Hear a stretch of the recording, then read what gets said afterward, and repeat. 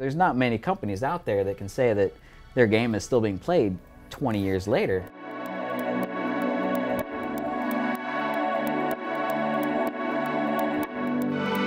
It hadn't actually gone very far before we took it to the show, it seems like. We had a little bit of time to work on new tile sets, but we were using the same engine from Warcraft 2.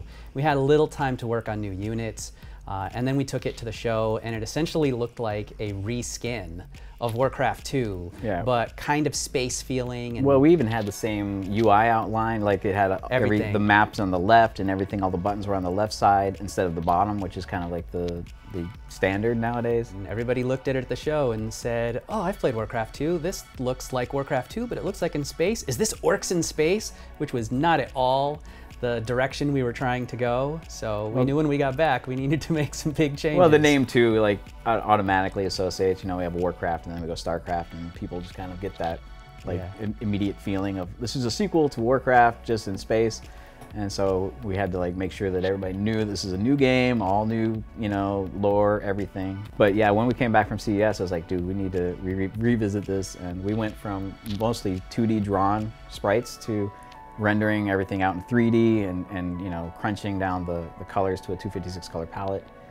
It was a huge change, you know, like we grew up fast, especially the art team, which had to go from doing mostly, you know, hand-drawn stuff into like the new 3D technology that everybody else was using. So we were inspired by definitely other games that were like, you know, kind of on top of the 3D modeling, not actually 3D assets in the game, but, you know, rendering them out into sprites. And like we took that and we were like, this is the challenge, we have to do this. We have to make it look more realistic like these other games. What we changed a lot of was what we called the unit engine. And the unit engine was the system that knew how to tie all the pieces of a unit together, and how it knew how to take the player orders, and when you tell it go over here, how to get it from one place to another. We redid the pathing system completely from Warcraft 2. That was a tile-based system, and StarCraft went to this completely different region-based system. From an artistic point of view, like all of the art in the game is based on a square, but if you look at the game itself, it's isometric. And so it's basically a diamond shape. And so you have these, you know, forced diamond shapes on top of these cells that are just square. So like a lot of the stuff is cut up depending on like what's being overlaid. So like we can cut these square cells into like the diagonals. Think of a ramp. A ramp shows up diagonally on the screen. But if you've got graph paper laid on top of that, then you can imagine that that line from the ramp is actually in graph paper. It looks jagged. And so when units are trying to go up that ramp, they're trying to deal with those jagged corners where the graph paper would be. Because underneath it was all essentially just cells on graph paper trying to look diagonal. I want to go back because there's so many like inconsistencies in the artwork. The way that the shadows are rendered are at different angles. The way the units are rendered are sometimes at different angles, where one camera looks like it was rendered higher than the other. And I think we did a lot of that just because what looked best in the game and not necessarily what looked right next to each other. And the size of the units and everything was basically, you know, we'd put it in the game and that's too big or this is too small, and we would work that way. It wasn't like, this is how everything should be. This is how every, you know, all the units should fit in this size or whatever. He would give me a file that had the animation of it. Let's say the Dragoon is walking in the animation, and it would have the animation and it would show exactly where the Dragoon was, but it would just animate in place.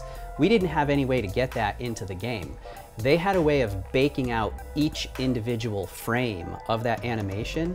Every one of those frames had a different bounding box based on what the size of the art looked like. So if the Dragoon looked like it was smaller, if its legs were in, the bounding box would be small. And if it was spread out, the bounding box would be bigger. And so that created those weird things like the Dragoons, as they would walk, they would at one moment not be colliding, but then they'd start to spread their legs and they would be colliding. So they'd have to jitter and move around to avoid each other. And so you'd get the dancing Dragoons problem out of stuff like that. It was just, everything was inconsistent. I want to go back in time and slap somebody. There's a lot of bugs that we consider nowadays that we would want to fix. But the way the pros play, they know like all these bugs. They know how the pathing works. Like if two Dragoons are walking next to each other and all of a sudden like one blocks the other one, the back one will say, I can't go this way, there's something blocking me. And he'll like repath like as far around the map as he can if he found a new open way to go. So a pro would never just grab his guys and just send them off somewhere and then go back to his base. They would like be watching these things and know, you know, I'm going to separate these guys out a little bit, you know, doing all the micromanagement so that they don't get these Dragoons like walking into each other, or like the pathing on the Goliath also, like where like they're just too close together and they're bigger than they think they are, and they'll just like start running into each other, and then one will start going, no, I'm gonna go this way now, and you'll see that, or they'll walk into a wall and just like kind of stop. It's like, I can't go anywhere. So they know ahead of time when these things are going to happen, right. So they make it so that it doesn't happen. They take advantage of all these little idiosyncrasies that make the game what it is, so we can't change anything about it. We would have play testers or closed beta people, and the way that I would test the AI, for example, is I would find really experienced players and I would have them start a game, and they would invite me into their game so that I could be an observer in their game and watch as they played. And that's how I saw a lot of these things early on. I started seeing videos of people playing, and they'd show them playing when their hands are on the keyboard and the hands are going so fast, and they're talking about APMs 300 actions per minute. Zealots were supposed to be really sturdy units that could go up against Marines and destroy them, and you would have to counter them with either a lot more Marines or use some mixed units on that side.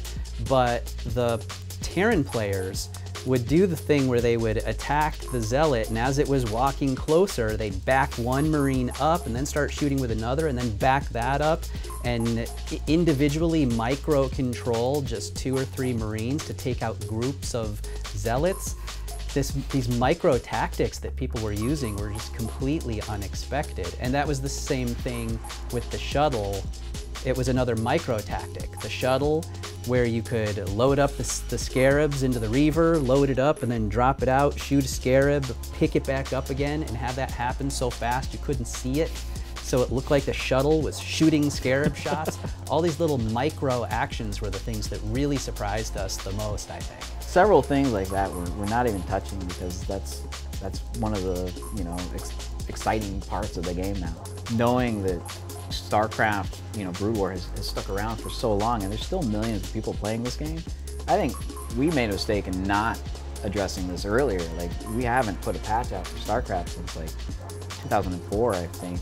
There could be people who were 10, 15 years old, they were getting into StarCraft, they're playing, and now we take it 20 years forward, and they could have families and kids that they can start and you saying, can play with your son, hey, you know, and this is an opportunity for them to kind of look back and play it again like it's new, and have their kids play with them, you know, even if they're 20 years old.